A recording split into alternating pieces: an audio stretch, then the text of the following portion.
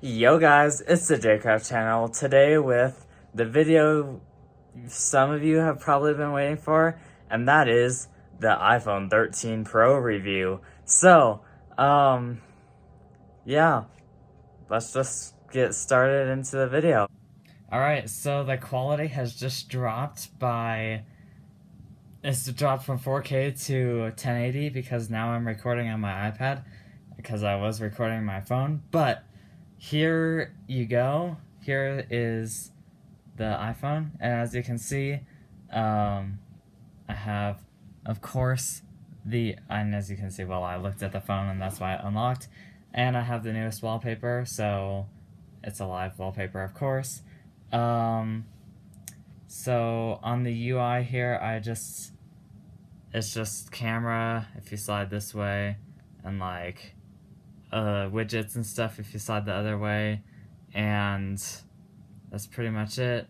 And then if you open the iPhone, then you can see how many YouTube notifications I have. I have 72,000 because I do. So this phone is not only really good for being a phone because it supports 5G and millimeter wave. That's Since I have the US model, that's what that black oval is. But yeah, I have that model, and of course it's not just the 13, it's the 13 Pro, and there actually are some pretty significant camera upgrades from the 12 Pro from last year and this 13 Pro. And especially how you can notice it is it sticks out so much on this model, and they're so huge. It takes up like probably an eighth or maybe a little more of the back of the phone, which is a lot because when you're holding it, you kind of get your finger in the way. But I gotta say, these cameras aren't just for looks. This phone can take some like really good pictures. So I'll show some of them on the screen right now.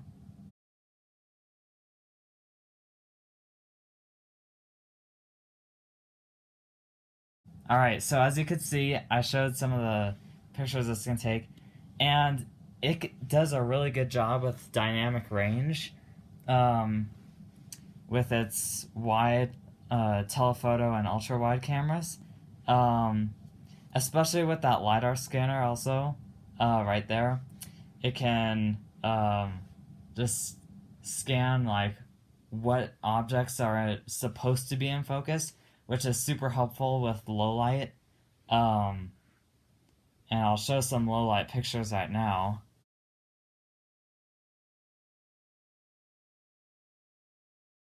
So as you can see, low light is very good on this, and if I were, which I couldn't because my old phone doesn't have enough storage, but if I were to compare the camera on that to this, it's such a difference. The old phone I had was a 6S, and this is this is just so much newer and so much better in all regards to that one. So yeah, the display also is really really good on this.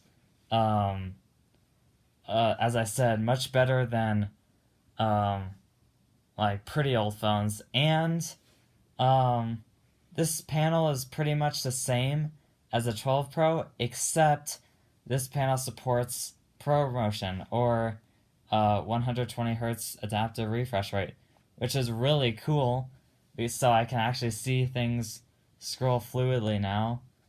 So I'm only recording this at like 60 or 30 hertz, so you're not going to be able to see that, but there is a very noticeable difference when you're actually using this compared to even the 12 Pro. I've noticed a difference. So that is a big feature that is only on the 13 Pro and Pro Max. And I'm trying to think, the battery on this thing is just insane, might I mention. So let's see, I'm at 62%, and I used it all day yesterday, did not charge it, and I used it a lot today, and I'm only at 62%. So, even on the Pro model, I might not use it as much as you, but even on the Pro model, it has amazing battery life. And the Pro Max has like a few hours additional to that, which is just amazing. But this is a very good phone for that. And the last major thing that I want to point out about this phone in particular is that A15 Bionic chip. So when I'm playing games like just any random game, uh, forget the Among Us. If I'm just playing like any random game on here, it's just amazing, especially with working with that adaptive refresh rate panel, and especially since the panel is OLED, it's just amazing. So I haven't found a time where I'm waiting on the processor of this. It's super fast, super smooth, super nice.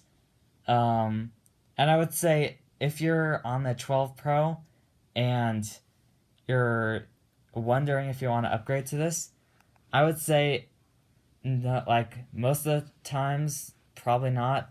But if you're really into the camera or the screen, then I would maybe recommend it for you, but it's not too much of an upgrade compared to the 12 Pro. But if you ever have something like the 11 Pro or later, or I mean earlier, um, this is this is a very solid upgrade to, especially since it supports MagSafe, where this case is obviously an Apple case. You can't even see that, but this is an Apple case. If I put this phone into the case, then it recognizes that it's a gray case. And what this will allow you to do is if I take this and have this totally not, this is just like not a coincidence that this is 3D printed because, as you know, I have a 3D printer. So I had to print something that would work for this phone. As you can see, after the fact, I had to notch out for the camera because it was just huge. So that's why you can see some of the infill. But MagSafe is great. You just plop it on there, and there you go. Charging magnetically, which is very nice because I don't have to plug it in. I don't have to worry about any other magnetic charger or special case. It's built into the phone itself, not just the case. So I can have accessories, battery packs, anything like that, and it's still good. So that's really nice about this phone. It was on the 12 series, and it's still on the 13 series. So I'd say if you have something like an 11 or something older, that is a pretty big upgrade. But yeah, I guess that will conclude my little like review of this phone, I guess you could call it. Yeah, so I'll switch back to the actually good camera and in order to shoot the outro. Oh shoot, now I guess I'm on the really good camera. So yeah, if you were wondering, I was shooting that on this, which is an iPad mini 4 that I plan to upgrade to the newest iPad mini because, as you know, Apple has released the newest generation of iPad minis, which has the A15 Bionic chip, same as this phone that I'm shooting it on right now. And as you can see, if we're still wondering about camera quality, this, even from the front-facing camera, is really good. And it supports cinematic mode on this phone on both the front and back cameras. So if I were to switch to that, then whoa, as you can see, my background is blurred. Well, not my hand, but my background is blurred. And you can see that I'm using my hand to hold up the phone. And you can see that I'm still in focus, and nothing else around my room is in focus. Whoa. So, yeah, that's pretty neat. I like that feature. And of course, this is on the front facing camera, which is pretty cool. I hope that one day they add support for LiDAR with cinematic mode. That's a lot of processing to do, but this is just digital processing, and you might be able to tell that sometimes on my shirt it blurs falsely, but for the most part, it's really good. So, yeah, I hope you enjoyed my little review of the iPhone 13 Pro, and I'll try to upload more to this channel because it's pretty cool. Alright, if you're still watching, please like, share, subscribe, and I'll see you in the next video.